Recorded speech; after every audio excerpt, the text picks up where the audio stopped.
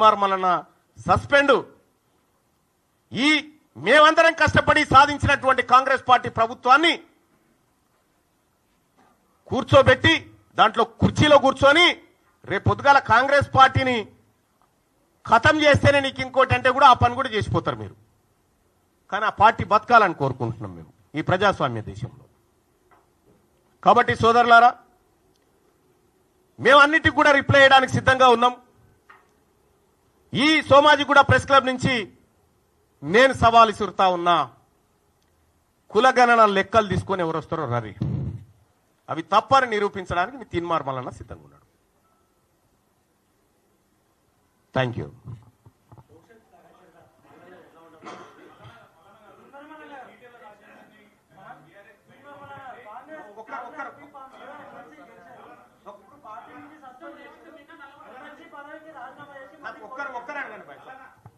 దయచేసి ఒక్కరు అడగండి, నేను 100 ప్రశ్నలకైనా సమాధానం చెప్తా.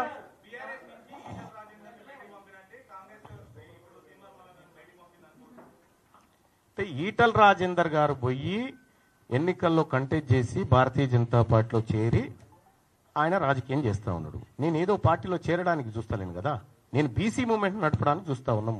మేము బీసీ ప్రజలను చైతన్యవంతం చేసేటువంటి కార్యక్రమంలో ఉన్నాం. దానికి దీనికి ఎలాంటి పోలిక లేదు.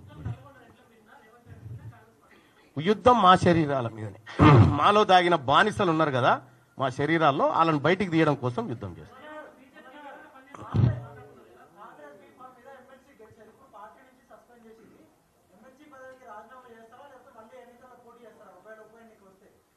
ఉప ఎన్నిక ఎందుకు వస్తుంది? వాళ్ళు సస్పెండ్ చేసుకుంటే నేనేం చేయాలి భాయ్ సాబ్? నేను రాజీనామా చేయలే కదా.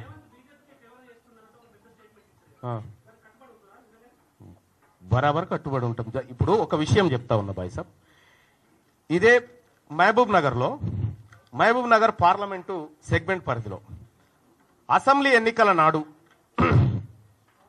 అసెంబ్లీ ఎన్నికలు ఎప్పుడైతే జరిగినాయో అసెంబ్లీ ఎన్నికల్లో భారతీయ జనతా పార్టీకి 7 సెగ్మెంట్లలో కలిపి 1,14,000 ఓట్లు వచ్చినాయి. పార్లమెంట్ ఎన్నికల నాటికి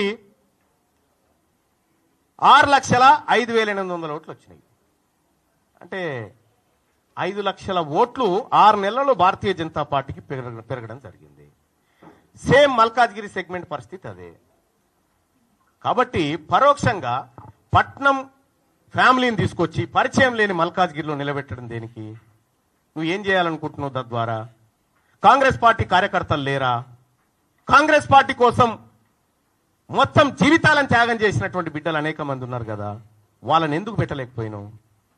వాళ్ళ చేవేళ్ళ అటు క్లియర్ అయిపోయింది, మల్కాజ్గిరి ఇటు క్లియర్ అయిపోయింది, మహబూబ్ నగర్ అటు క్లియర్ అయిపోయింది.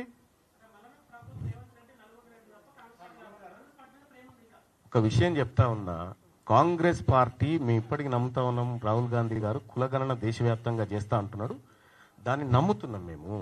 కాంగ్రెస్ పార్టీ ఏ విధానంలో తప్పేం లేదు, ఆయన చెప్పింది కరెక్టే, కానీ ఇంప్లిమెంట్ చేయాల్సినటువంటి గవర్నమెంట్ మిస్లీడ్ చేసింది.